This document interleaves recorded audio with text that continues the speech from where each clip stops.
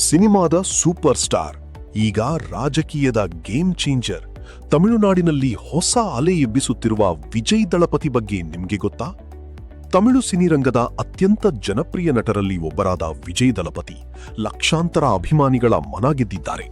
Action, mass dialogue ಹಾಗೂ ಸಮಾಜಮುಖಿ ಸಂದೇಶಗಳ ಮೂಲಕ ಅವರು ವಿಶೇಷ ಸ್ಥಾನ ಪಡೆದಿದ್ದಾರೆ. ಬಾಲನಟನಾಗಿ ಸಿನಿರಂಗ ಪ್ರವೇಶಿಸಿದ ವಿಜಯ್ ನಂತರ ಹೀರೋ ಆಗಿ ಅನೇಕ ಬ್ಲಾಕ್ ಬಸ್ಟರ್ ಸಿನಿಮಾಗಳನ್ನು ನೀಡಿದ್ದಾರೆ.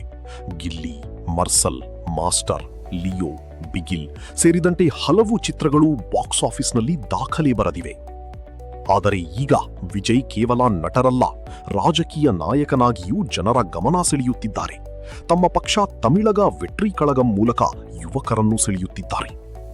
ಬಡವರ ಸಮಸ್ಯೆ, ಶಿಕ್ಷಣ, ಉದ್ಯೋಗ ಹಾಗೂ ಭ್ರಷ್ಟಾಚಾರದ ವಿರುದ್ಧ ಧ್ವನಿ ಎತ್ತುವುದಷ್ಟೇ ಅಲ್ಲದೆ ಇದೀಗ ತಮ್ಮ ಟಿವಿಕೆ ಪಕ್ಷದ ಮೂಲಕ ತಮಿಳುನಾಡಿನಲ್ಲಿ ಹೊಸ ಕ್ರಾಂತಿಯನ್ನೇ ಮಾಡಿದ್ದಾರೆ. ಜೊತೆಗೆ ತಮಿಳುನಾಡಿನ 9ನೇ ಮುಖ್ಯಮಂತ್ರಿಯಾಗಿ ಇಂದು ಪ್ರಮಾಣ ವಚನ ಸ್ವೀಕರಿಸಿದ್ದಾರೆ.